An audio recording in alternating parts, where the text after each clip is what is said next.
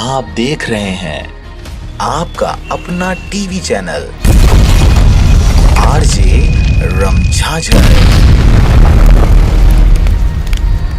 जज्बात के रंग भरोसा के संग।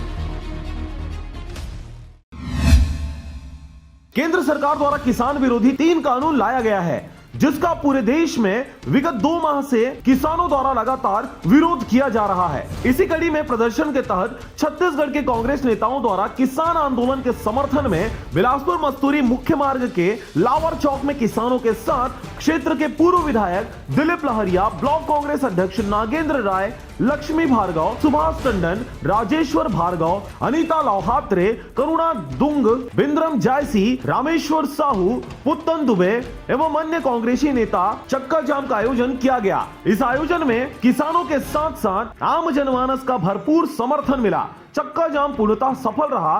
इस दौरान एम्बुलेंस वाहनों को आवाजाही में छूट दी गई थी।